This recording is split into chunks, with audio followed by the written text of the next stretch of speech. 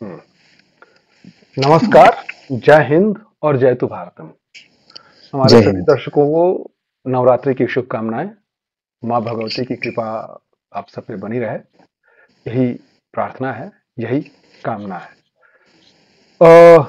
जैसा कि जिस नोट पे हमने पिछली बार समापन किया था अपनी बातचीत का, अपनी वार्तालाप का, कि हाजी पीर और असल उत्तर पे बात होगी, लेकिन उससे पहले बीच में हमने जब बात की तो हमें लगा कि ऑपरेशन ग्रैंड स्लैम पे बात करना और उसके बाद हाजी पीर और उसके आगे के ऑपरेशंस पे जाना वो ज्यादा समीचीन होगा, वो ज्यादा तर्कसंगत होगा। जी। तो ये मतलब कहने का आशय ये है कि हम तो एज यूजुअल जैसा कहते हैं कि we are armchair generals. तो जो बातचीत करने में जैसे हमें लगता है, वो जो इवेंट्स जैसे हुए वैसे ही प्रस्तुत करने का प्रयास है। और सुमित, ओवर टू यू। तो लेट्स धन्यवाद धन्यवाद धन्यवाद। Grand slam, operation grand slam. ठीक है जी, जय हिंद। सबको नवरात्रि की शुभकामनाएं। और जैसा कि हमने सोचा था पहले कि हम हाजीपीर पे बात करेंगे, पर मुझे लगा कि ग्रैंड स्लैम को ना हमने जिब्राल्टर को तो टच किया काफी, कि जिब्राल्टर कैसे कंसीव हुआ, एग्जीक्यूट हुआ, फिर कर्नल क्लेयर और वो सारा मामला हमने डिस्कस किया। पर जो हमने ग्रैंड स्लैम को बिल्कुल टच किया था कि ग्रैंड स्लैम लॉन्च हुआ 2 सितंबर को, चेंज ऑफ कमांड हुआ, जिसके कारण ग्रैंड स्लैम की जो गति थी वो क्षीण पड़ गई, 24 घंटे कुछ हुआ ही नहीं, और जिसके कारण हम लोगों को अखनूर को बचाने का अच्छे से मौका मिल गया। वो तो मुझे ऐसा लगा कि जिब्राल्टर की गति धीमी हो गई थी ग्रैंड स्लैम। ना, जिब्राल्टर के बाद ग्रैंड स्लैम लॉन्च हुआ था to capture Akhnoor. Okay okay. Gibraltar था जो इन्वेजन हुई थी 6+3 कॉलम्स के साथ, हम्म और ग्रैंड स्लैम लॉन्च हुआ था 1 सितंबर को टू हम्म। कैप्चर अखनूर, क्योंकि 27-28 अगस्त को हमने हाजी पीर पे कब्जा कर लिया था। अच्छा। तो हाजी पीर एक बल्ज है, मतलब इस तरीके से अगर इस तरफ हिंदुस्तान है तो पाकिस्तान की बाउंड्री यूं है, हाजी पीर यूं है, इधर उड़ी है, नीचे पूंछ है। पूछ है। तो हमने यहाँ से पिंसर करते हुए ये पूरे इलाके पे कब्जा कर लिया, ताकि हम जो इन्वेडिंग फोर्सेस है उनके लॉजिस्टिक्स को रोक सके। जब हमने वो कर लिया तो ऑब्वियसली प्रेशर पाकिस्तानी कॉलम्स बहुत ज्यादा बढ़ गया। जो पाकिस्तानी इन्फिल्ट्रेटिंग कॉलम्स जो हमारे देश में जम्मू कश्मीर में ऑपरेट कर रहे थे, उनके ऊपर प्रेशर बहुत बढ़ गया। तो फाइनली ग्रैंड स्लैम, जो कि नेचुरल प्रोग्रेशन थी पाकिस्तान का फुली प्लान्ड ऑपरेशन था, वो लॉन्च हुआ 1 सितंबर को। अब जब वो लॉन्च हो उससे पहले ना, एक छोटी सी बात, एक छोटी सी ऑब्जर्वेशन, क्योंकि सेंटो सीटो का पाकिस्तान वो था पार्ट, अमेरिका ने बहुत हद तक पाकिस्तान को कह लो equipped to the teeth, armed to the teeth कर दिया था। जैसे 5.5 डिवीजन पाकिस्तान की रेज हुई, 2 कोर हेडक्वार्टर रेज हुए, और पाकिस्तान को M47 M48 पैटर्न टैंक मिले, which were top of the line at right at that time. और मतलब उनका एक हुआ था, पंजाबी में शब्द हुआ, राइट, एक डर था उनका। हुआ नहीं, हमने हमने कभी पढ़ा था कि अब्दुल हमीद ने, वीर अब्दुल हमीद ने एक के बाद एक करके 7 या 8 अजेय पैटर्न टैंक हथगोलों से तोड़ डाले थे। हाँ जी, हाँ जी, वो हुआ था असल उत्तर में। हाँ, मतलब जो हमने 7-8 सितंबर को, हाँ हमने जो पढ़ा था, तो ये अजेय पैटर्न टैंक लिखा हुआ था। हाँ जी, हाँ जी, अजय पैटर्न टैंक। चलो, इससे पता लगता है कि उनकी रेपुटेशन क्या थी। ठीक है, रेपुटेशन क्या थी। तो ये बात हम जब कभी हम असल उत्तर में बात करेंगे तब देखेंगे कि उस बैटल ऑफ असल उत्तर में क्या हुआ। खैर, तो पैटर्न टैंक उनको मिले, और M13 आर्मर्ड पर्सनल कैरियर उनको मिले, फिर 106 mm रिकॉयलेस गन जो एंटी टैंक वॉरफेयर में होती है वो उनको मिली, फिर अपना ये star F104 star fighter, sabre, और एक B57 बॉम्बर, वो सब उनके पास, उनको सब कुछ मिल रहा था। ठीक, प्लस इस सारे इक्विपमेंट के साथ एक सॉर्ट ऑफ वेस्टर्न फिलोसफी भी पाकिस्तान आर्मी में आई थी। पाकिस्तान वेस्टर्न फिलोसफी क्या है, जो कि जनरली यूरोपियन बैटलफील्ड को ध्यान में रखते हुए डिजाइन हुई थी, क्योंकि अमेरिका का अपना तो बैटलफील्ड है नहीं अपने देश में, उनका बैटलफील्ड यूरोप या रेस्ट ऑफ द वर्ल्ड ही है। तो सेकेंड वर्ल्ड वॉर होके हटा था, तो Europe was the main battlefield. तो उसको ध्यान में रखते हुए सारे वेपन्स तब डिजाइन हुए थे, और उनकी जो तब वॉरफेयर फिलोसफी थी वो थी dominating the battlefield or capturing the battlefield by firepower, less of manpower, more of firepower. तो जितना हो सके उतना बम्बार्ड करो, जितनी हो सके आपकी रेजिमेंट्स और वो इतनी एक इन्फेंट्री रेजिमेंट में इतनी एंटी टैंक रिक्वायरलेस गन हो कि आप rest of the infantry regiment को स्पेयर कर सके अटैक के लिए। जैसे कि हमारी रेगुलर इन्फेंट्री बटालियन में तब सिर्फ 6 रिक्वायरलेस गन होती थी, पाकिस्तान में 8 होती थी। सो नंबर सिर्फ 2 है, बट एक्चुअली देखा है 25%, राइट? सिर्फ 2 का नंबर में 25% उनकी एंटी टैंक वो बढ़ गई, राइट? अब जब आप 25% increase of anti tank weaponry होगी, फायर पावर होगी, तो आप अपनी रेस्ट ऑफ द कुछ यूनिट बटालियन के कुछ हिस्से को स्पेयर अप कर लेंगे, राइट? तो वो उससे चलते थे, और हमारे खिलाफ it was really very potent strategy, क्योंकि हम एक पैसे में थे, राइट? 62 होके हटा था, वी वर रिकवरिंग, और वेपनरी जहां से मिल रही थी we were just trying to assemble it. On the other hand Pakistan they were steadily building up, no 1956-57 के बाद जब से उनको वेपनरी मिलनी शुरू हुई, दे वर बिल्डिंग अप स्ट्रेटजी आराम से। उनके बंदे ऑफिसर्स अमेरिका में ट्रेन हो रहे हैं, यूरोप में ट्रेन हो रहे हैं, वो इन डॉक्ट्रिन्स को अपना रहे हैं, उनको अपने ऑपरेशन इंटीग्रेट कर रहे हैं, तो वो अपने स्टेडी प्रिपरेशन में थे। हम बस किसी तरीके से सर्वाइव कर रहे थे, मतलब sober to say they were on a growth trajectory, और हमारा था कि कहीं का ईट कहीं का रोड़ा, भानुमति ने बस इतना है कि हमको नंबर की सुपीरियोरिटी थी, ठीक है, पर कई जगह पर, but they had qualitative edge on us, especially on armoured and artillery. तो अब ये एक छोटी सी बात है, मैं ध्यान में रखनी चाहिए। दूसरी बात वो थी कि जी सेकेंड वर्ल्ड वॉर के बाद हमारे जितने भी फोर्सेस थे, ऑफिसर्स थे, उनकी तरफ हमारी तरफ दोनों तरफ they were thinking of long engagements, they were not या प्रोलॉन्ग वर्क, हाँ भैया आराम से रीग्रुप करेंगे और देन अटैक करेंगे, ऐसे इस तरीके। खैर इसने बहुत हद तक इन्फ्लुएंस किया पूरे वॉरफेयर को, पर शायद उन्होंने भी नहीं सोचा होगा कि 23 दिन में निपट जाएगा। और उनके हिसाब से तो शुरू ही वॉर हुई है 6 सितंबर को, जब हमने पंजाब वाला फ्रंट खोला है। वो 1 सितंबर या अगस्त को काउंट ही नहीं करते हैं, ऑब्वियसली, क्योंकि उनके फेवर में है, राइट? वो अगर ये बोल देंगे कि हमने 1 सितंबर को अखनूर पे अटैक किया था, लॉन्च किया था, तो war would start from 1 October, right? तो उन्होंने खुद ही ये नोशन बना लिया है कि लाइन ऑफ कंट्रोल के अक्रॉस अगर तुम करते हो तो वो वॉर नहीं। वॉर तभी है जब तुम इंटरनेशनल बॉर्डर पे करते हो, राइट? तो on the both sides or only on Pakistan side, because it suits them, right? क्योंकि उन्होंने ऑपरेशन ग्रैंड स्लैम करना था, तो उन्होंने बना लिया था कि ये हमने एलओसी क्रॉस किया, हमने इंटरनेशनल बॉर्डर थोड़ी क्रॉस किया, तो ये वॉर नहीं है। और उनको ये उम्मीद थी कि हम इंडिया एलओसी पर ही रहेगा, इंटरनेशनल बॉर्डर खुलेगा ही नहीं। वो उनकी एक मेजर मिसकंसेप्शन था, which actually they paid for it, and that also saved the day for us. Yeah, it costed them very dearly. Yes. तो चलिए अब हम चलते हैं कि हुआ क्या। हुआ ये कि ऑपरेशन जिब्राल्टर हो चुका है, हाजीपीर पर कैप्चर हो चुका है, 31 अगस्त का दिन है। हाजीपीर 27 ऑनवर्ड्स कैप्चर हो चुका है, 31 अगस्त का दिन है। 31 अगस्त को army commander 15 corps commander general Katoch को बोलते हैं कि army commander lieutenant general Harbaksh Singh, western army commander, he was a sharp military mind, astute military mind. उन्होंने कहीं अप्रैल में ही ये he had predicted कि हाँ जी main tank battle would be in Asal Uttar area, in that area, and he had also seen that a thrust would come from Akhnoor, from Chamb area to capture Akhnoor, क्योंकि अगर आप अखनूर को capture कर लेते हैं तो एक तो जम्मू इधर है, अखनूर इधर है, बाकी सारी कश्मीर वैली इधर है, राइट? तो आप you cut off the area, you cut off rest of the valley, ठीक? और जो हमारी फोर्सेस इधर रहेंगी they would be cut off, या तो उनको एयर सपोर्ट दो, और उस टाइम पर हमारी एयरफोर्स भी वाज सॉर्ट ऑफ म्यूजियम, थोड़े से प्लेन ये, थोड़े से प्लेन ये, थोड़े से प्लेन ये थे, तो it would be really very difficult. Vampire था हमारे पास, नेट थे हमारे पास, Mystere, vampire, you name it, so many, second world सारे।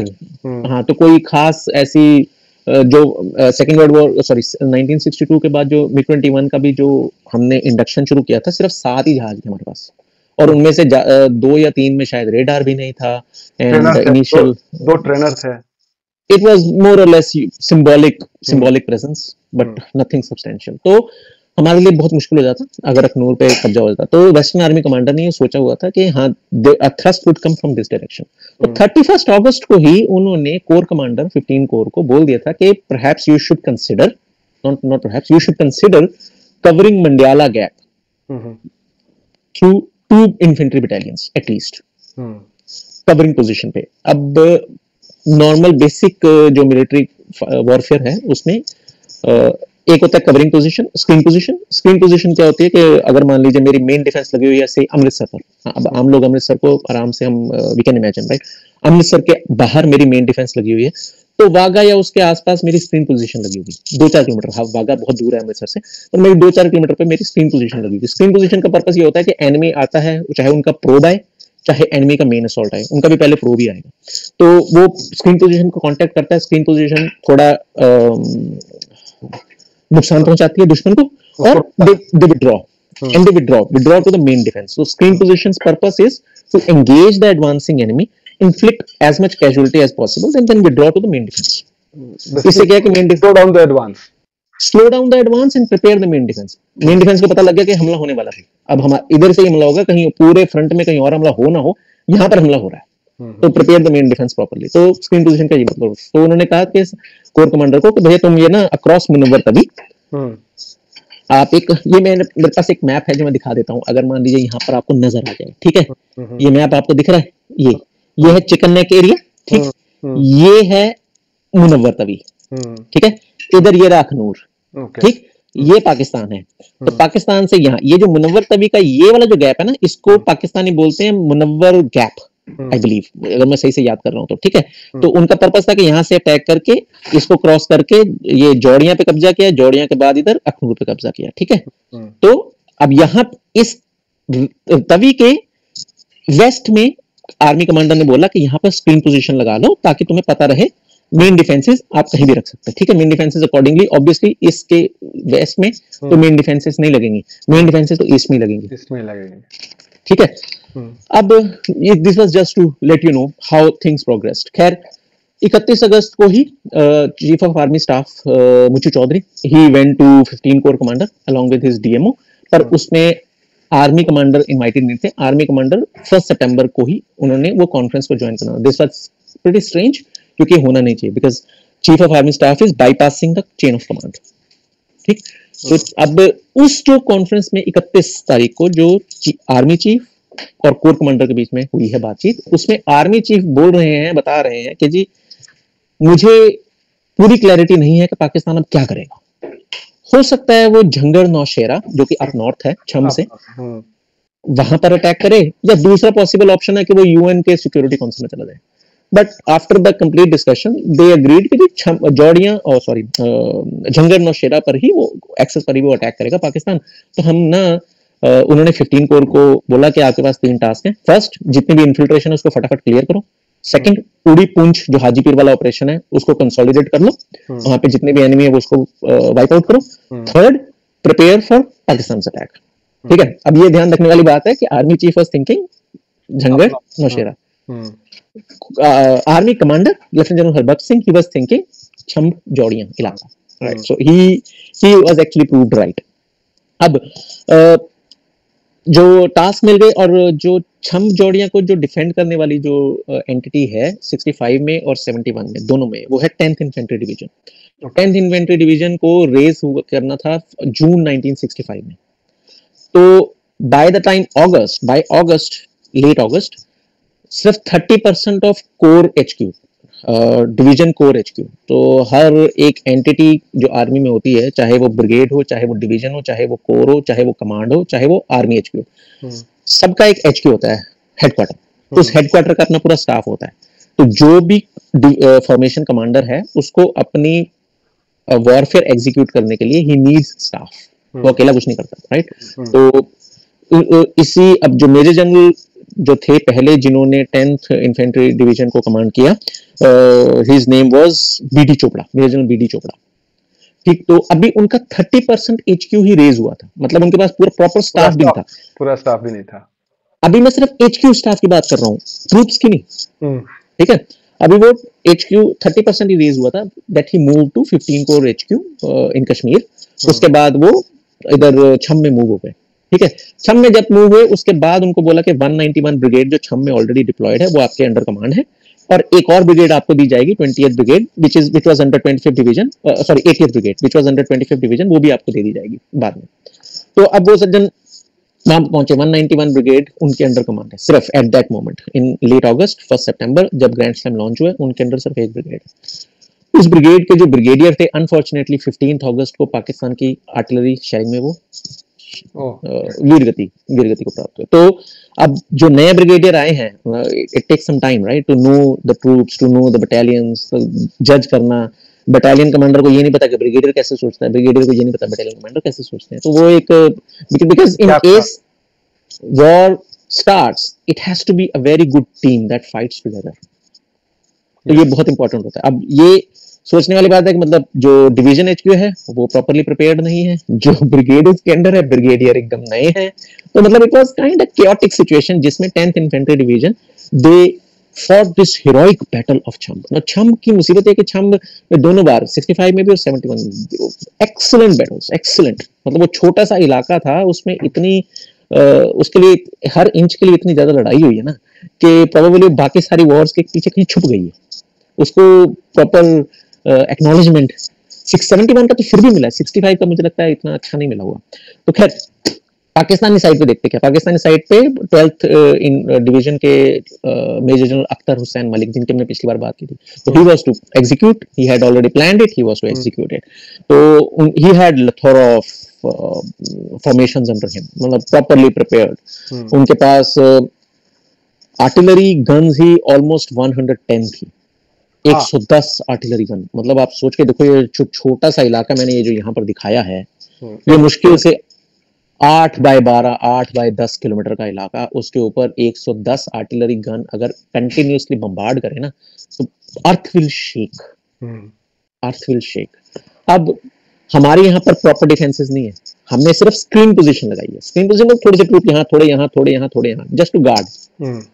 हमारी को प्रॉपर डिफेंस नहीं है। प्रॉपर डिफेंस का मतलब ये होता है कि आप बंकर बनाओगे, आप प्रॉपर स्टॉकिंग रखोगे, आपके पास वहाँ आर्मर्ड होगा, आपके पास वहाँ पर आर्टिलरी सपोर्ट होगा, मतलब you are going to defend each and every inch. Screen position का मतलब ये है कि contact, delayed and retreat, right. तो अब हम किसी और माइंडसेट से बैठे हैं, पाकिस्तान पूरे जोर से आ रहा है हमारे पास। अब पाकिस्तान के पास 110 गन्स थी, 27 field regiment, 32nd battery of 10 medium regiment, 39 field regiment, 8 medium regiment, whole list is there, right? There is no point going through all it. और उनका प्लान सिंपल सा था। First phase 1 September we will capture, यहाँ दिखाता हूँ, हाँ, we will capture 1 September, we will capture till this part. ये मुनव्वर तवी तक का हम सारा इलाका कब्जा कर लेंगे। 2 सितंबर, अब ये जो कब्जा करना होगा ये करेगी 102 ब्रिगेड। जब यहाँ पर ये कब्जा कर लेगी, 10th ब्रिगेड यहाँ से आगे बढ़ेगी by mid day 2 September and they will capture Akhnoor. ठीक है, जब 10th ब्रिगेड अखनूर कब्जा कर लेगी तो 102 ब्रिगेड जो यहाँ पर थी 1 सितंबर को, वो यहाँ से बाईपास करके अप नॉर्थ मूव करेगी झंगर की तरफ, झंगर की तरफ, और नौशेरा में यहाँ पर कहीं 25th पाकिस्तान ब्रिगेड के साथ मिलके रजौरी को कैप्चर करेंगे। तो ठीक है, 3 फेज, फर्स्ट फेज ये कैप्चर, सेकंड फेज 2 सितंबर तक ये कैप्चर, फिर आगे बढ़ना। ठीक, अब इंस्टेड हमारे पास एक ब्रिगेड है जिसमें थोड़ी सी बटालियन है, 6 सिखलाई, 15 Kumaon, 3rd Mahar, 6x5 Gorkha etcetera. और हमारे पास एक स्क्वाड्रन है, सी स्क्वाड्रन 20th लांसर, जिसके पास AMX टैंक है। AMX tank were no match to Patton tank, no. ठीक, but they fought heroically, they saved the day for us, that was one of the reason। अब सुबह 3:30 बजे 1 सितंबर को 110 गन बम्बार्डमेंट शुरू करते हैं, 1.5 घंटा बम्बार्डमेंट चलती है। सुबह 5 बजे 13 लांसर पाकिस्तान आर्मी का, they cross border and they overrun 6 Sikh light infantry position, they move up. Okay, so if I try showing here, they move up north and then they turn east, ठीक है, to मंडियाला पर, वो तभी तक मंडियाला एक जगह, वहां पर तभी को टच करते हैं वो। और नीचे से पाकिस्तान पूरा मतलब 3 pronged अटैक हर तरफ से, ये पूरे इलाके में दे कैप्चर एवरीवेयर, राइट। यहाँ पे भी पाकिस्तान है, यहाँ पे भी पाकिस्तान है, सो दे कम फ्रॉम ऑल डायरेक्शंस ताकि जितनी जल्दी हो सके इसको कैप्चर कर लें। ठीक, अब बी स्क्वाड्रन जो होता है,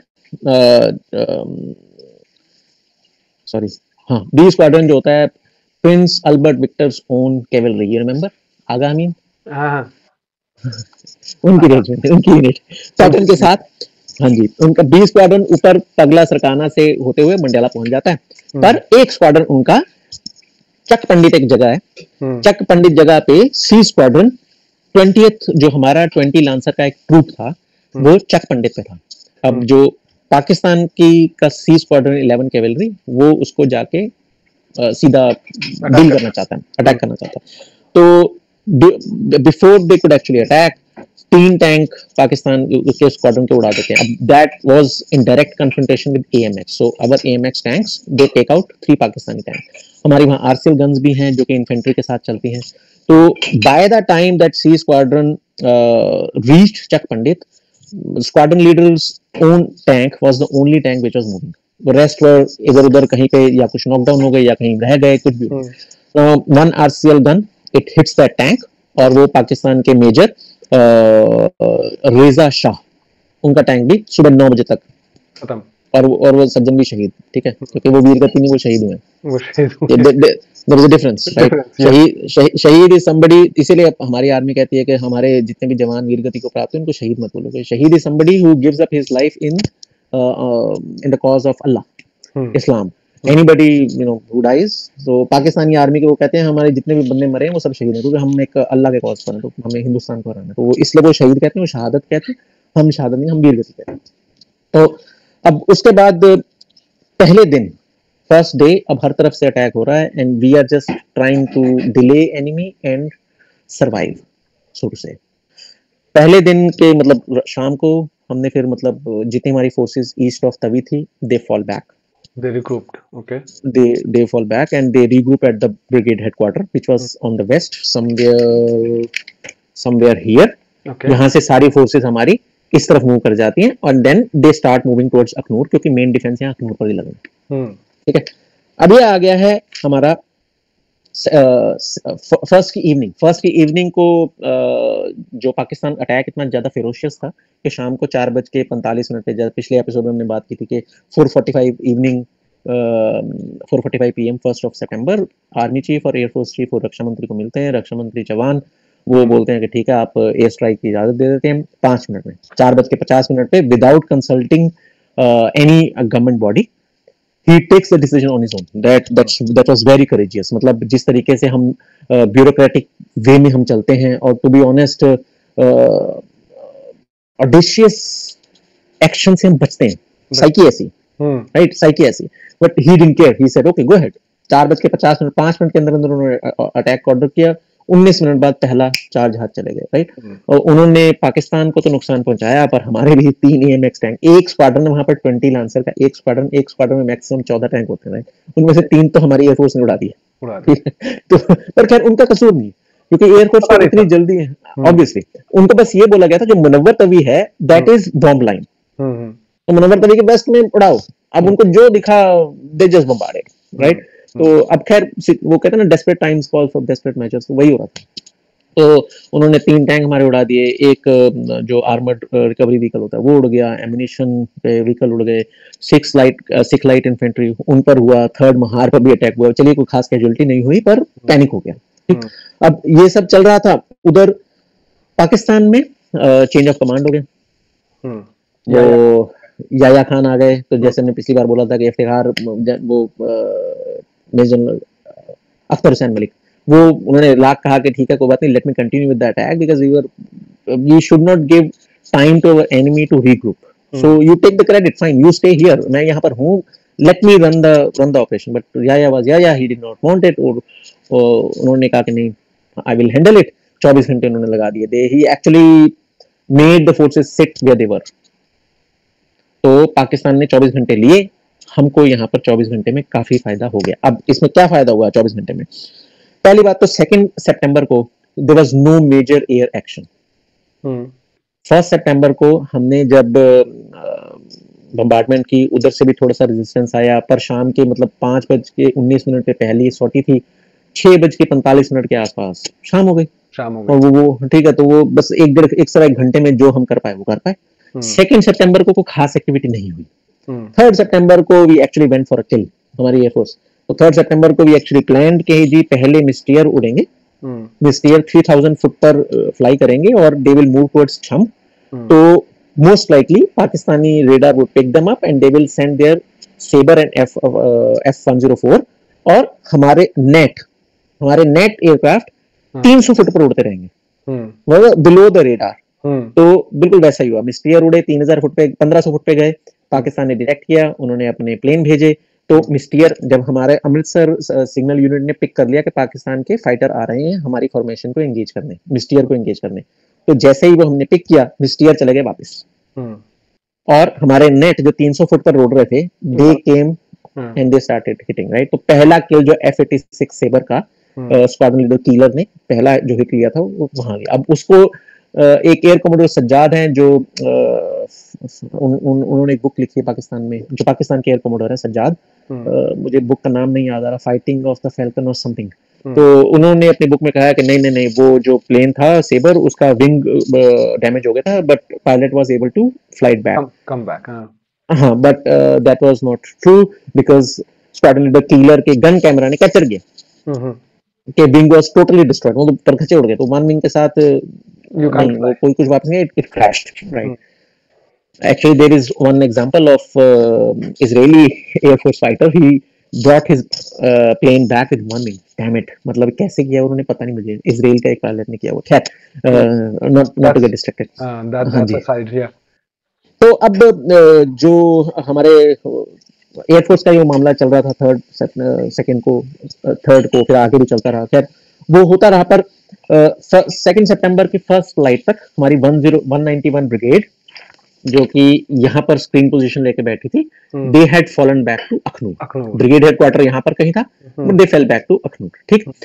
अब मीनवाइल जो आर्मी कमांडर थे general Harbaksh Singh, he had realise कि जी उन्होंने पहले ही रियलाइज कर लिया था कि जो मेन थ्रस्ट पाकिस्तान का आएगा इधर से अखनूर कैप्चर करने के लिए, जो 191 ब्रिगेड है वो उसको एब्जॉर्ब नहीं कर पाएगी, इसलिए उन्होंने स्क्रीन पोजीशन लगाई थी। तो उन्होंने कहा, उन्होंने 2 और ब्रिगेड को ईयर मार्क कर रखा था, 41st ब्रिगेड और दूसरी थी 28 brigade. 28 brigade in any case 10th infantry division के पास आनी ही थी, पर उन्होंने ये मार्क कर रखा था कि हाँ जी इनको तुम्हें डिप्लॉय करना पड़ेगा। तो 3rd सितंबर को 41st brigade was move to 10th infantry division, और उनको बोला कि तुम जौरियां और ट्रोटी, अगेन ये जौरियां, ये ना जौरियां, हाँ ये रहा जौरियां, ये अखनूर है इधर, ये रहा जौरियां, जॉर्डिया और ट्रोटी इसके नॉर्थ वेस्ट में, इधर नॉर्थ ईस्ट में इधर ना 2500 फुट पे थोड़ी सी पहाड़ियां, वहां पर आपको डिफेंस लगाना है। तो 3rd सितंबर they were moved, by 4th सितंबर morning somehow they manage to dig in. तो उन्होंने अपने डिफेंसेस और हिस्ट्रीली दे पुट सम माइंस, जहां पे उन्हें लगा कि टैंक अटैक आएगा जहां से, तो हिस्ट्रीली दे पुट सम माइंस। पर उन्होंने जो काम किया वो बहुत अच्छा किया, टू बी ऑनेस्ट। उनके पास सिर्फ 2 बटालियन थी, 9 महार और 1/8 गोरखा राइफल्स, इन दोनों के साथ उन्होंने दे सेट अप द डिफेंसेस। और हाँ जी, और दूसरी तरफ पाकिस्तान में क्या हो रहा था कि 2 सितंबर को कुछ हुआ नहीं due to change of command. 3rd सितंबर को 11:30 बजे 10th ब्रिगेड के वो बोला गया कि हाँ जी अब आप जौड़िया पे कब्जा करो, मतलब अब ये 24 घंटे का जो, हाँ जी दिन में ऑब्वियसली 11:30 बजे, तो अब 24 घंटे का टाइम है हमारे यहाँ पर, अभी 41st वो आ रही है, ठीक। अब जब ये जो 11:30 बजे जब ऑर्डर हुआ तो 13 लांसर का A स्क्वाड्रन और B squadron they moved head, they moved forward. पर यहाँ जौड़िया से पहले, जौड़िया से पहले ये जौड़िया है, अगर आपको दिख रहा है, यहाँ पे कहीं पल्लामाला है, पल्लामाला एक छोटा सा गांव है, पल्लामाला गांव तक पहुंचने में उनको मुश्किल हो रही थी, दोनों आर्मर्ड स्क्वाड्रन को, 14 tank, they were not able to touch even Pallamala, Jaurian छोड़ दोगे। ओके, वो इसलिए क्योंकि इंडियन साइड से रेजिस्टेंस बहुत मिल रही थी। हमारे जो 20 लांसर का जो स्क्वाड्रन था जो फॉल बैक हुआ, plus rest of 20 squadron was there. तो हमारे आर्मर्ड से, हमारी इन्फेंट्री यूनिट से, जो इन्फेंट्री यूनिट के पास जो रिक्वायर्स गन होती, बहुत रेजिस्टेंस मिल रही थी। तो कम से कम 1 बजे तक कुछ भी नहीं हुआ, 1 बजे तक कुछ नहीं हुआ। अब पाकिस्तानियों का ये असेसमेंट था कि सिर्फ एक इन्फेंट्री कंपनी और एक ग्रुप ऑफ टैंक थे जो कि हमको तंग कर रहे थे। शाम के 5:30 बजे जो सी स्क्वाड्रन था वो भी अलॉट कर दिया कि भैया तुम अटैक करो, थ्रोन इन अटैक। पर Indian defences at Troti was so formidable कि लेफ्टिनेंट जनरल महमूद पाकिस्तान के जो थे, उन्होंने अपनी बुक में लिखा कि the Indian displayed remarkable fire discipline and gave nothing away. वो जो 24 घंटे का जो गैप था ना, उसने सारी कहानी पलट दी, हमारे लिए वरदान हो गया। हाँ जी, उसने हमारी सारी कहानी पलट दी। हम्म। अब 4 सितंबर को 6 फ्रंटियर फोर्स, उनको भी बोला कि तुम भी ए और बी स्क्वाड्रन के साथ शुरू हो जाओ, अटैक करो। पर both 13 lancer and 6 frontier force दोनों ने काफी अटैक किए, पर उनको बहुत कैजुअलिटी मिली और attack finally was called off. Jaurian capture नहीं हुआ, पल्लावाला के बाद जॉर्डिया कैप्चर नहीं हुआ। तब जॉर्डिया पे जो डिफेंस लगी हुई थी हमारी, that was so bloody good कि हमने अपने एंटी टैंक वेपन, अपने टैंक्स इस तरीके से रखे हुए थे, और जो माइन फील्ड जो हमने ले किया था हेस्टिली, जल्दी जल्दी में, वो भी इतना इफेक्टिव था कि कुछ फर्क नहीं पड़ा। ठीक, अब अटैक वाज कॉल्ड ऑफ, और जो ए एंड बी स्क्वाड्रन को उन्होंने कहा रात को हम रिप्लेसमेंट देंगे। 4 की रात पड़ गई, 4 का पूरा दिन, मतलब 3 पूरा दिन लड़ते रहे, वो 4 पूरा दिन लड़ते रहे, जॉर्डिया नहीं हटा, जॉर्डिया हमारे पास ही। तो 4 की शाम रात को फिर जो आर्मी कमांडर था उन्होंने कहा कि ठीक है, 41st ब्रिगेड जो जॉर्डिया पे जिसने डिफेंस लगाया था, they were allowed to move back to Akhnoor. अब अगेन ठीक है, यहाँ पे जॉर्डिया, इनको बोला कि ठीक है तुम अब अखनूर में आ जाओ, क्योंकि पता था कि हाँ ये इससे ज्यादा नहीं झेल पाएंगे। 3 दिन हो गए उनको, मतलब पूरा दिन, पूरी रात, अगला पूरा दिन, they have been fighting, they have been under constant pressure, so they were allowed to, हाँ जी, immediate rest और regroup, they were given fall back, right? now तो 4 की नाइट पे जब वो 41st ब्रिगेड जब मूव बैक हो रही थी, तो उसमें जो इकलौता, मतलब कहते हैं ना कि समटाइम फॉग ऑफ वॉर कह लो, या कह लो कि सब कुछ सही नहीं जाता है, right? 41st brigade they put heroic defence, Pakistan मतलब पगला गए वो लोग, उन्होंने they threw everything they had, but the defences were so strong, they did not give an inch. पर जब विड्रॉ कर रहे थे तो 161 फील्ड रेजिमेंट, इन्होंने देखा कि उस तरफ से पाकिस्तान के कुछ टैंक आ रहे हैं, so they panicked, they fled, they left their guns behind. Okay, now instead कि वो अगर टैंक आ भी रहे थे तो ओपन साइड से क्या होता है कि you bring your gun down, generally artillery gun यूं खड़ी होती है क्योंकि उसमें दूर गोला फेंकना 15 किलोमीटर, राइट? तो अगर मान लीजिए हालत ये हो गई है कि सामने से टैंक आ रहा है, तो you bring your gun down open side, सामने देख के मारो, क्योंकि जनरली आर्टिलरी गन वो देख के नहीं मारती है, वो तो बस अपना एंगल सेट करके, ठीक है, क्योंकि उसको पता है कि गोला जाना 15 किलोमीटर दूर, 10 किलोमीटर दूर, राइट? पर जब टैंक सामने है, मान लो 500 metre, 1 kilometre, then you bring your gun down straight horizontal position, look at the sight and fire, जो कि सेकेंड वर्ल्ड वॉर में जो बहुत हुआ है। तो but unfortunately instead engaging the tank, they left their guns and they fled. That was complete, you know, that's not acceptable at all. मतलब artillery unit अगर अपनी guns छोड़ाए तो it's a matter of shame, मतलब तुम अपनी इज्जत छोड़ा है वहां पे, तुम अपने कपड़े छोड़े हैं वहां पे। तो army commander lieutenant general Harbaksh Singh, he was furious. He asked the brigade commander and division commander to attack and retrieve the guns. उसी रात को उन्होंने थोड़ा हमला भी किया, पर वो हाफ हार्टेड अटेम्प्ट थी, गन्स हमने रिट्रीव नहीं की, वही गन पाकिस्तानी सोल्जर्स ने हमारे खिलाफ ही यूज की। So the CO was later court martial, 161 field regiment के CO court martial, and 10th infantry division commander major general BD Chopra, who was the first GOC of 10th infantry division, relieved of his command. इस पे हम बाद में आएंगे, ये एक point है जो एक ऑब्जर्वेशन है, बाद में हम करते हैं, ठीक है? ये ध्यान में रखिएगा कि major general was relieved of his command. अब 5 सितंबर को जॉर्डिया फाइनली सुबह 9 बजे इट फॉल्स। व्हाई? क्योंकि 4 की नाइट को हम विड्रॉ कर चुके, जब विड्रॉ कर चुके तो 5 की तो वो सुबह पाकिस्तान का कब्जा होना ही स्वाभाविक है। तो अब मीनवाइल क्या था कि अब ये जो 41st ब्रिगेड है, 41st ब्रिगेड है, ये जॉर्डिया, ये भी अखनूर पे आ गई, ठीक है? 191 ब्रिगेड ऑलरेडी अखनूर पे है, 41st यहाँ से फॉल बैक करके यहाँ पहुंच चुकी है। अब एक और है 28 ब्रिगेड, जो कि 3rd ब्रिगेड थी, जो आर्मी कमांडर ने सोची हुई थी। उनको बोला हुआ था कि अब फतवाल एक हिल एरिया है, फतवाल रिज, वहां पर आप डिफेंसेस लगा लो। फतवाल रिज पे उन्होंने डिफेंसेस लगाई, and they also held there defences very well. उनके पास 3 ब्रिगेड थी, 2 नहीं थी, उनके पास 3 ब्रिगेड थी। 41 के पास सिर्फ 2 ब्रिगेड थी, 28 के पास 3 ब्रिगेड थी। 3 ब्रिगेड कौन कौन सी थी? 2nd ग्रेनेडियर, 5/8 गोरखा, 111 गोरखा, ठीक है? 5/8 is 5th battalion 8 Gorkha rifle, 1/1 is 1st battalion 1st Gorkha rifle. जबकि 41 के पास सिर्फ 2 ब्रिगेड थी, 9 महार और 1/8 गोरखा, ठीक है?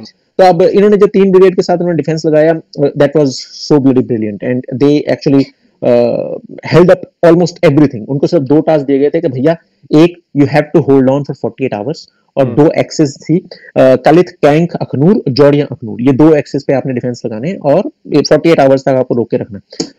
इनका डिफेंस था जो 44th की फर्स्ट को हो गया था। आई एम सो सॉरी, मैंने बोला था कि 41st ब्रिगेड की डिफेंसेस जौड़िया पे 4 सितंबर फर्स्ट लाइट को थी, नहीं वो 3 सितंबर को दे सका। It was 28th brigade which finish their defences by first light 4th September. ठीक है, तो माय अपॉलॉजीज। खैर अब उस पर पूरा अटैक हुआ, 6 पाकिस्तान के 6 फ्रंटियर फोर्स, 14 पंजाब, सबने अटैक कर लिया। फतवाल रिज की डिफेंसेस स्टेबल रही, दे डिड नॉट बच, जहां थी वहां थी, वहीं रही। अब वो 5 को उन्होंने पूरा अपना जोर लगा लिया। 5 की सुबह उन्होंने जोड़ियों पे कब्जा किया, उसके बाद ही उन्होंने फतवाल पे हमला किया। 5 पे उन्होंने पूरा जोर लगा लिया, फतवाल नहीं ला। उसके बाद 6 सितंबर को तो 6 सितंबर को हमने लाहौर का फ्रंट खोल दिया। अब जब लाहौर का फ्रंट खोल दिया तो याहिया खान, क्योंकि उसी फ्रंट से यहाँ मूव हुआ था, वो थोड़ा सा भिना गया। Oh my God, my chance to gain victory. वहां पर मतलब अगर मैं उसी इलाके में होता तो लाहौर वाले अटैक को मैं हैंडल करता और पता नहीं मैं क्या उखाड़ लेता। हालांकि यहाँ पर victory was given to him in a plate and he couldn't, right? He simply had nothing to do, sit back, relax. He could have led Major Akhtar Hussain Malik to lead the operation and capture Akhnur. बड़े आराम से हो जाता, बड़े आराम से हो जाता। अगर वो मोमेंटम जारी रखते, वो 2 तारीख का पॉज ना आता, बड़े प्यार से हो जाता सब कुछ। आप सोचिए 2 तारीख का मतलब it was more than 24 hours, क्योंकि 3rd को 11:30 पे उन्होंने अटैक किया, राइट? और ब्रॉड डे लाइट में अटैक करना है स्टुपिडिटी। अगर आपको अटैक करना ही था तो सुबह 4:30-5 बजे अंधेरे का थोड़ा सा लेते हुए, कवर लेते हुए आप अटैक मैंने करते, पूछा ना कि 11:30 डे एएम, एम। तो मतलब उन्होंने ऑलमोस्ट 30 घंटे ऑलमोस्ट वेस्ट कर दिए और 2 क्रूशियल टाइमिंग्स, 2 सितंबर की सुबह और 3 सितंबर की सुबह दोनों वेस्ट कर दिए, राइट? तो अब he wasted so much of time, otherwise they could have captured Akhnoor. मतलब हम बस किसी तरीके बचते हुए पीछे आ जाते हैं तो most likely they would have captured. तो वो फर्स्ट या सेकंड की शाम तक हो जाता वो। हाँ जी। अब वो 6 की सुबह जब हमने लाहौर का फ्रंट खोला तो पैनिक में यहाँ से अखनूर से bulk of forces were moved. जैसे 11th cavalry, Prince Albert Victor's own cavalry was moved, ठीक, और 4 कोर की कंप्लीट आर्टिलरी, उनकी ऑलमोस्ट 3 रेजिमेंट कॉल्ड बैक। अगले दिन 10th ब्रिगेड पूरी की पूरी गो टू सियालकोट, क्योंकि हमने सियालकोट पे भी फ्रंट खोल दिया था अगले दिन। It means कि almost 60% of their forces were called back. were called back। वही हरबख्श सिंह ने यही सोचा हुआ था कि यही होगा, मतलब it played as Harbaksh expected it. Harbaksh को पता था कि अगस्त में ये इन्फिल्ट्रेशन हो गई है। Now most likely the second plan would be to capture Akhnoor and to relieve this pressure we have to open Punjab front. हमें इंटरनेशनल बॉर्डर क्रॉस करके पंजाब फ्रंट खोलना पड़ेगा अगर हम या और सियालकोट को और लाहौर को थ्रेट करना पड़ेगा, वरना हम यहाँ अखनूर पे प्रेशर नहीं झेल पाएंगे given the forces and given the preparation. अब जैसा ही उसने सोचा था बिल्कुल वैसे ग्रैंड स्लैम के बाद जिब्राल्टर के बाद ग्रैंड स्लैम हुआ, जैसे ही हमने पंजाब फ्रंट खोला इधर से फोर्सेस उधर गई, अखनूर बच गया। अब अखनूर बच गया, ये बात अलग है कि हमने जौड़िया पे हमला कब्जा करने की कोशिश की 2 बार, 6-7 सितंबर की नाइट को और 10 सितंबर की नाइट को, पर बात बनी नहीं, कुछ हुआ नहीं। तो एट द एंड मतलब it was we ended up in kind of मतलब 5th सितंबर के बाद उस पूरे फ्रंट पर, छम जोड़े वाले फ्रंट पर तो खास हलचल नहीं हुई, जो जहां था वहीं रह गया। जड़ा मरा से इधर उधर हमने लड़ने की कोशिश की बट नथिंग हैपेंड। और 20th लांसर जो सी स्क्वाड्रन, जिसके मतलब जो सी स्क्वाड्रन था जिसने पहला दिन जो बचा है हमारा, यानी कि 1 सितंबर जो बचा है वो 20th लांसर के कारण बचा है, ठीक है? क्योंकि जब इन्फेंट्री आपकी डग्ड इन है इन screen position that it can not put a formidable defence, it can not, क्योंकि वो उस तरीके से डिप्लॉयड ही नहीं, वो स्क्रीन पोजीशन के लिए डिप्लॉयड है। वो स्क्रीन पोजीशन जो कर सकते थे उन्होंने वही किया। 20th लांसर का जो स्क्वाड्रन इस इलाके में था, इस इलाके में सिर्फ उसने हमारा दिन बचाया। तो उनके जो स्क्वाड्रन कमांडर थे Bhaskar Roy, major Bhaskar Roy, he got Mahavir Chakra, और उनको 2 सेना मेडल स्क्वाड्रन को मिले और एक चीफ ऑफ आर्मी स्टाफ का कमेंडेशन कार्ड मिला। उस एक स्क्वाड्रन ने पाकिस्तान के 17 टैंक उड़ाए, वाओ। They claim 17 tanks. ठीक है. Now again desperate measures, right? तो desperate time, desperate measures. तो अब जब when you are cornered, then you fight like hell, right? Because you have no other choice. तो वही हुआ वहां पर. फिर अब एक महीने बाद, ठीक है, 6 सितंबर को ये सारा इलाका शांत हो चुका है और करीब 23 सितंबर को सीज फायर हो चुका है. 28 सितंबर को उन्होंने बोला कि 191 ब्रिगेड को कालीधर रेंज में, Kalidhar range is Kalidhar range कहीं यहाँ पर होगी, ठीक है, यहाँ पर होगी कालीधर रेंज. तो कालीधर रेंज पे जो पाकिस्तानी हैं उनको आप फ्लश आउट करो. तो उन्होंने ना 191 ब्रिगेड के पास तब एक यूनिट थी 1 मद्रास और 3 अलग अलग रेजिमेंट, 3 अलग अलग बटालियन की एक कंपनी थी. तो 6 सिखलाई की एक कंपनी थी, 11 महार की एक कंपनी थी और एक और रेजिमेंट उसकी एक कंपनी थी. तो उन्होंने जब ऑपरेशन शुरू किया तो 1 मद्रास ने अपना ऑब्जेक्टिव 1 अक्टूबर को अचीव कर लिया. मल्ला एक जगह है जिसको कैप्चर करना था, उन्होंने कर लिया. और सिखलाई उनका ऑब्जेक्टिव था ट्विन टेम्पल, उन्होंने वो भी कब्जा कर लिया. वो कब्जा किया उन्होंने 4 अक्टूबर को सुबह 7:15 सितंबर अक्टूबर. 23 सितंबर को सीज फायर हो चुका है. ये कहानी 28 सितंबर को शुरू हुई है कि भैया सीज फायर हो चुका है, पर कालीधर रिज जो है वहां पर अभी भी कुछ पाकिस्तानी हैं, फ्लश देम आउट, क्योंकि अगर हम फ्लश आउट नहीं करेंगे तो then they will redraw LOC. Okay. हुआ क्या था 23 सितंबर के बाद? हुआ ये था ना कि हाँ भैया इलाका जो हमने लिया प्लस जो इधर उधर ने लिया वो वापस कर देंगे. ठीक है. तो अब अगर हमने इनको यहाँ से नहीं हटाया कालीधर रिज से, यहाँ से, तो वो जो एलओसी थी उसको रीड्रॉ कर देते. तो चाहे सीज फायर हो गया, हमने कहा इनको हटाओ. अभी जब इनको हटाना था तो पहला 1 मद्रास का ऑब्जेक्टिव था मल्ला जगह कैप्चर करना, उन्होंने कर लिया 1 अक्टूबर को. 4 अक्टूबर की सुबह को 6 लाई का ऑब्जेक्टिव था ट्विन टेम्पल, वो भी कब्जा कर लिया. अब जो नेक्स्ट था .3776 वो दिया गया 11 महार को. 11 महार का जो अटैक था वो हॉल्ट हो गया, मतलब वो उस पर ज्यादा सक्सेस नहीं आ रही थी, तो काइंड ऑफ स्टैग्नेंट. तो फिर वो 6 लाई को मौका दिया गया. तो वो ब्रिगेडियर ने पूछा सीईओ को कि will you be able to do it? Sir yes sir. सिखलाई हो जाएगा सर, उनका स्टैंडर्ड आंसर होता है हो जाएगा सर. तो दे सेड हो जाएगा sir and they went ahead. उन्होंने ना सिर्फ उन्होंने .3776 कैप्चर किया, आगे बढ़ के सेम डे उन्होंने दोपहर 12:30 बजे तक रिंग काउंटर कैप्चर कर लिया. वो पूरा इलाका उन्होंने फ्लश आउट कर. Then the CEO got Mahavir चक्र, PN नंदगोपाला, he got महावीर चक्र and 2 वीर चक्र मिले, 4 सेना मेडल मिले, 10 मेंशन इन डिस्पैच मिले, 1 COS का कार्ड मिला. They had heavy casualties. उनके 2 ऑफिसर, 2 JCO और 34 जवान फौजी other rank they were killed in action.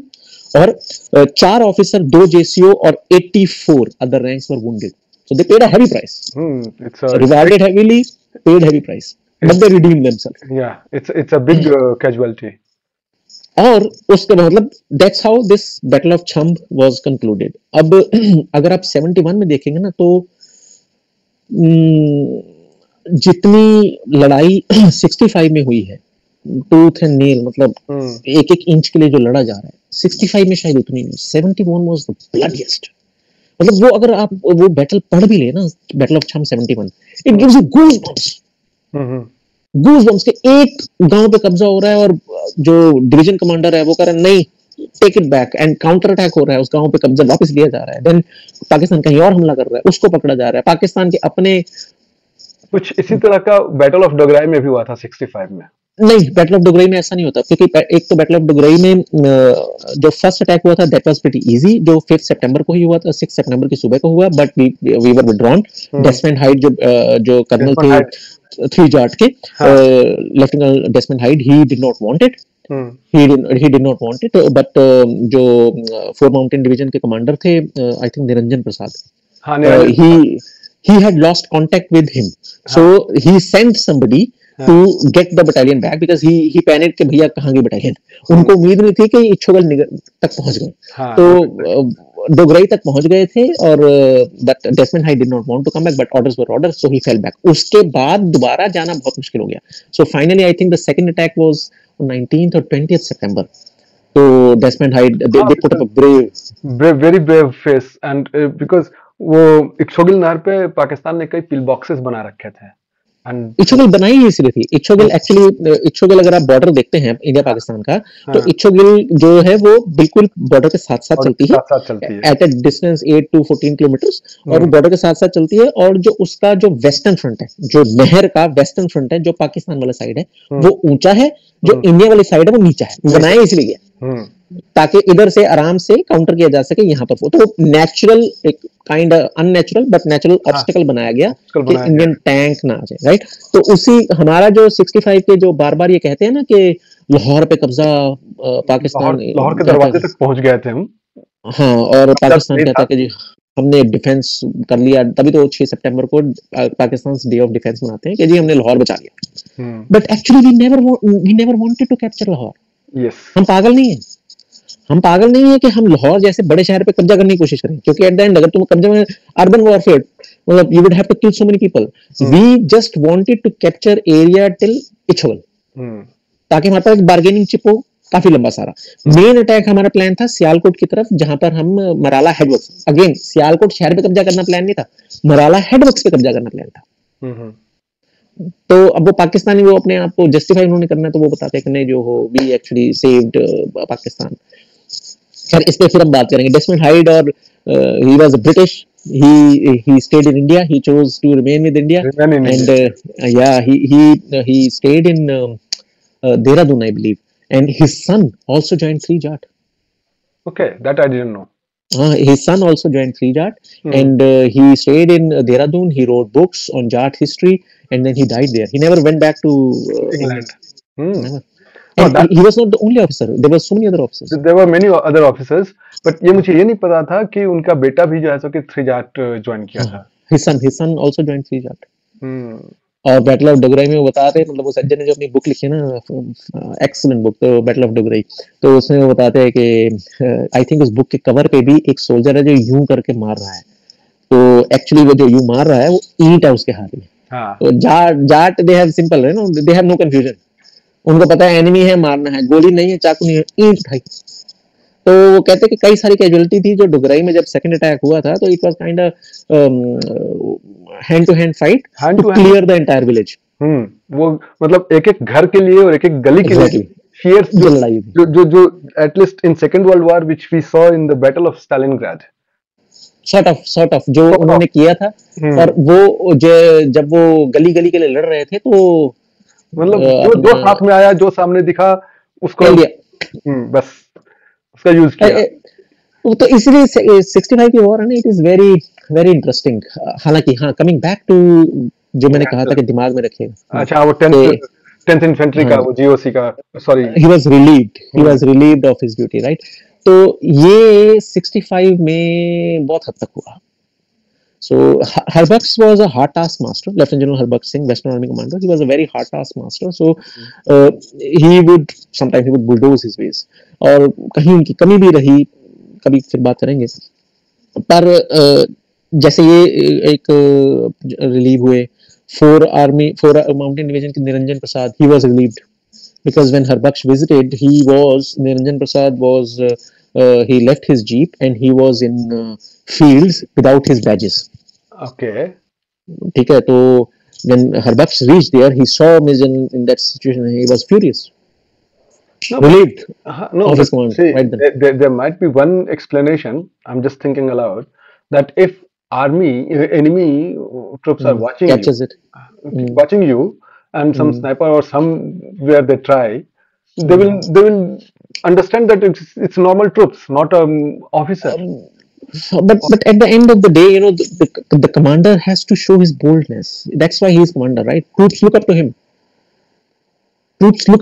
If a division commander is sort of hiding in the fields without his badges, जब अपने बैज आप तब उतारते हो जब आपको पता लग गया कि हाँ जी you could be captured, right? तो अपने बैज उतार दो ताकि पता न लगे कौन कैप्चर कौन हुआ है। यहाँ पे एक चीज मैं जोड़ना चाहूंगा, like in medieval history, in medieval wars, you know, many wars we Hindus, we Indians lost क्योंकि हमारा जो राजा है या हमारा जो जनरल है वो युद्ध में घायल हुआ, वो युद्ध के मैदान से बाहर निकला, सेना तितर-बितर हो गई।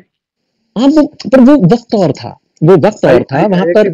बट हमारी जो सोच है ना, वो आज भी वही है जैसे नहीं नहीं नहीं नहीं नहीं नहीं नहीं, मैं बताता हूँ कैसे नहीं, मैं बताता हूँ कैसे नहीं, क्योंकि एक just let me finish my point sorry कि इंडियन आर्मी की जितने भी वॉर्स हुए हैं, जितने भी हमने आजादी के बाद लड़े हैं, उसमें ऑफिसर्स की casualties compare to the American ज्यादा, बहुत ज्यादा है।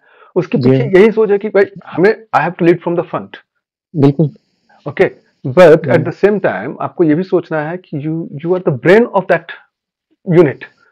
तो आपको जो है डायरेक्शन भी देना है। You have to lead, at the same time you have to make strategy and them to that's my point. तो वो चीज जो है हमें उसमें वो लाना चाहिए। No no no, let me counter. सिर्फ इसीलिए एक प्रोटेक्शन पार्टी होती है, ठीक है, एक सीओ की प्रोटेक्शन पार्टी होगी, एक ब्रिगेड हेडक्वार्टर की एक प्रोटेक्शन पार्टी होती है, एक डिवीजन हेडक्वार्टर की प्रोटेक्शन पार्टी होती है। अगर डिवीजन अगर फॉरवर्ड एरिया में हेडक्वार्टर मूव करके protection party would move along, right? But at the and people are trained to take over. If the leader falls, people are trained to take over. Okay, if a battalion commander falls, second in command is in place. Succession planning is in place. I agree. अरे अब मेरा point, ठीक है, मेरा point, पर क्योंकि leader has to show audacity, boldness, otherwise soldiers would not follow. क्यों lead from the front है? लीड फ्रॉम द फ्रंट इसीलिए क्योंकि मैं एक सोल्जर हूं, अगर मैं देखूंगा मेरा कंपनी कमांडर आगे जा रहा है। मैं एक एग्जांपल दे दूं, बैटल ऑफ छम 1971 वॉर में, बैटल ऑफ छम में दे वर टू अटैक। बुक मेरे पास कहीं पड़ी है, कौन सी यूनिट मुझे याद नहीं है, पर जो कंपनी कमांडर था, सिचुएशन ऐसी है थोड़ी सी ग्रिम, पाकिस्तान की बम्बार्डमेंट खुद चल रही है, दे वर टू अटैक, सोल्जर थोड़े से लो फील कर रहे हैं, तो कंपनी कमांडर ही मूव्ड हेड कि मैं जा रहा हूं, तुमको आना हो तो आना, and he while moving he rubbed his shoulder with one of the guard, धक्का मार देगा, राइट? तो पीछे जो सूबेदार खड़ा है, जो जेसीओ खड़ा है, वो जेसीओ गाली देता है, हरामजादो शर्म करो, कंपनी कमांडर आगे चल रहा है, एंड एवरीबडी मूव्स, राइट? अब कंपनी कमांडर ये सोचे कि भाई अगर if I get hit who would control them? भाई जो नेपोलियन कहता था, I am not afraid of gang, an army of lions और tigers headed by sheep, right? तो वो वही दिक्कत है। वो कह रहा है कि भैया अगर मान लो तुम्हारे पास सारे शेर हैं, कमांडर शीप है, इट्स ऑफ नो यूज। तुम्हारे पास सारे शीप है, कमांडर लायन है, वो तुमको पेल देगा, वो बात लगा देगा। तो that's what happened, and commander at any given time he has to move forward with taking certain risk, he has to take risk, इसलिए तो कमांडर है वो। नहीं Sumit, my point is not कि कमांडर को रिस्क नहीं लेना है, my point is just that undue risk. ये अनड्यू नहीं है ना, यू आर एट वॉर, ही फिर वही फर्क पड़ जाता है ना। अब देखिए why Sagat was successful while second corps General Rana and 33rd corps Thaplan were not. Sagat was ahead of his troops, he was taking risk, right? अब अगर मान लो वो भी अपने सगत की और बाकी सारे जितने भी कमांडर्स हैं, फॉर्मेशन कमांडर हैं 65 में, 71 में, किसी भी वॉर में, the only difference between them and Sagat is that Sagat was not dependent on information coming through sources. भाई बैटल फ्रंट पे एक कोई भी यूनिट है जिसने लड़ाई लड़ी, उसने पीछे इंफॉर्मेशन भेजी, क्षण के इंफॉर्मेशन कोर हेडक्वार्टर तक आ रही है। Sagat was not dependent on those sources, Sagat used to fly. Bloody hell, वहां पर वॉर चल रही है, ठीक है, दूसरे फ्रंट पे चलते हैं, वहां क्या चल रहा है? हाँ, right, that is the job of a commander, simple. So then Harbakh Singh himself was every day he would never sit on his in his HQ, helicopter में बैठा है, उसके साथ उसका ADC and he is on the front every single day। हाँ, front पे तो रहना है, but at the same time, but anyways it's a never ending debate। हाँ, मेरे को लगता है कि ठीक है, पर खैर पॉइंट ये था, शिट, हमारी डिस्कशन 10th इन्फेंट्री का वो जो पॉइंट ये था कि जो 10th इन्फेंट्री डिवीजन का जो division commander B D Chopra, general BD Chopra, उनको रिलीव किया। फिर ये दरफोर माउंटेन डिवीजन के आई थिंक नहीं 54 इन्फेंट्री डिवीजन के मेजर जनरल निरंजन प्रसाद जो कि लाहौर सेक्टर में थे, उनको रिलीव किया। तो इनसे ना एक डिसेप्शन तो पैदा होती है, राइट? तो 71 में Manek Shah made it a point that no commander would be relieved unless utmost important. Mhm. When Battle of Cham 71 happened, at that time, if I remember properly, he called up General Sartaj, who was, I think, corps commander. Yeah, because Kendeth was the army commander, General Sartaj was the corps commander, and 10th Infantry Division was a Khalsa. मुझे सज्जन का नाम नहीं याद आ रहा. So Sam called either Kendeth or General Sartaj that the Khalsa there has lost his nerve. Go and hold his hand. Remember, no sacking. Okay. He made it a point. Remember, no sacking. Because when you sack an officer while operation is ongoing, you know, There's a disruption. Risk, no, disruption. You are at risk. अभी 65 की battle of छम में पाकिस्तान ने एक ही तो गलती की. And especially when they were on a winning streak. When they were on a winning streak, they changed. So they paid a price, पर इतना humiliation नहीं हुई. But if you are under attack and then you change the command, you put everything at a great risk. So Manesha learned that lesson. He did not sack anybody. That's why he's a great field master. He is. Field marshal. Wow. Sometimes great field marshal is a great human being. Absolutely, because without being a great human being, you just not be a good commander. Leader and manager, two different things. You know, leader leads, and manager moves people. Leader leads people. So we are moving towards corporate. चलो उस तरफ नहीं जाते हैं. That's a dirty field. We stay with our. मतलब ये है कि 6 सितंबर को फिर छम जोड़ियां वाला जो इलाका है, अखनूर वाला जो फ्रंट है, it was just like it remain in frozen state. जरा मरा से एक्शन, थोड़ा बहुत जमीन उधर लेने की, पर कुछ बात बनी नहीं. अब खैर हमारा भी फोकस सियालकोट और असल उत्तर की तरफ ज्यादा हो गया. अदरवाइज अगर हम कोशिश करते ढंग से तो प्रोबेबली हम जो जोड़ियां वाला इलाका है उसको थोड़ा और अच्छे से कैप्चर वापस ले पाते. हम थोड़ी सी रीइंफोर्समेंट वहां रखते क्योंकि वहां से bulk of forces Pakistan forces were moved out. So we could have but खैर वो टाइम वैसा था कि जब we were actually learning to walk, you know, major operations खुद से कंडक्ट करने. बड़ा फर्क पड़ first major war of India. I mean sorry, not first. A second major war. First major war. 62 was localized again, right? थोड़ा उधर अरुणाचल में, इधर लद्दाख में localized रहे, right? तो ये पूरे फ्रंट पे कारगिल से लेके डाउन टू गंगा सागर, राजस्थान में we fought. से गंगानगर. बिल्कुल. अब जिसमें एयरफोर्स भी यूज हो रही है और पूरी western command, course, etcetera, you know, everything is thrown at your enemy. तो ये प्रॉपरली लड़ी हुई हमारी पहली लड़ाई थी. और इतने बड़े ऑपरेशंस, यू नो, कंडक्ट करने हम आम चेयर जनरल्स के लिए तो बड़ा आसान है, और करना बड़ा मुश्किल होता है. बकवास करना है जितना करा लो. बिल्कुल. हम लोग बकैती कर रहे हैं. पर इसीलिए probably, you know, in 90s and early 2000s, even before in 90s I believe, when we started core level exercises. Core level exercise in Pokhran range was started just to give officers, you know, at least hands-on experience. The first big operation I recall was Operation Brass Tacks. Sometimes during Rajiv Gandhi. 87. Yeah. 87. General Sundarji. General Sundarji. So that was the first major operation I recall. I mean, practice. थोड़ा सा मैं और भी I am not confident about it, to be honest. मुझे भी ये लगता है जो आप कह रहे हैं वो सच है, but I am not confident, क्योंकि 80s में जो आर्मी में हुआ है, 80s में वो मैंने इतना ज्यादा पढ़ा नहीं है, क्योंकि उसके ऊपर बहुत ज्यादा मटेरियल भी अवेलेबल नहीं, लिखा भी नहीं है. मटेरियल भी अवेलेबल नहीं. जैसे कि एक बहुत अच्छी बायोग्राफी है अपने जनरल एसके सिन्हा की. He resigned, you know, over general Vaidya. ठीक है, तो वो रेजिग्नेशन हुआ था. I think KV Krishna Rao के बाद जनरल वैद्य को मिला था, तो that's why he resigned, because he was supposed to, he was the senior most.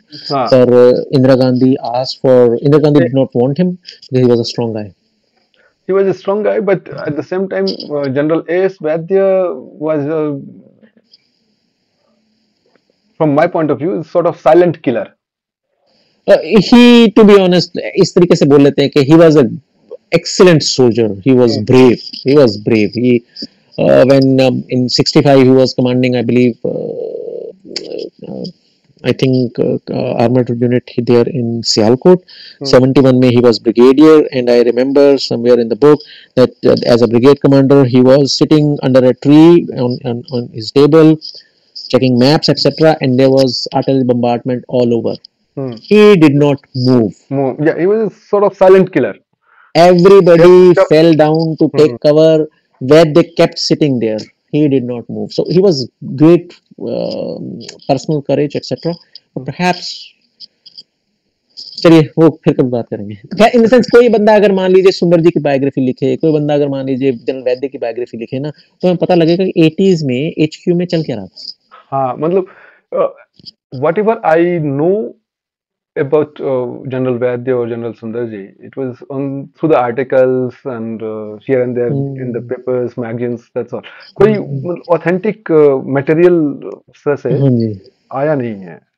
जैसे 65 और 71, 60s और 71 तक, टू बी ऑनेस्ट 71 तक, मतलब जो बुक्स हैं, इतने ऑफिसर्स की बायोग्राफीज है ना, इनिशियल जो जितने भी आर्मी चीफ रहे हैं, राइट, उनकी बायोग्राफीज हैं, तो यू गेट टू नो के व्हाट वाज हैपनिंग. और बहुत सारे अच्छे ऑफिसर्स ने और भी बुक्स लिखी जिनसे आपको पता लगता है कि हाँ उस समय क्या चल रहा था, क्योंकि हर ऑफिसर कभी ना कभी स्टाफ ड्यूटी पे होता है. तो जब वो स्टाफ ड्यूटी पे अगर मान लीजिए अपने HQ में है, देन ही राइट्स एक्सटेंसिवली. मेरे को बड़ा ही अफसोस है कि लेफ्टिनेंट जनरल बलजीत सिंह की बुक है जो मैंने पढ़ी, which was worst book I have read. मैंने उनके रिव्यू में भी यही लिखा था, worst book, because he had 2 or 3 important tenures in HQ.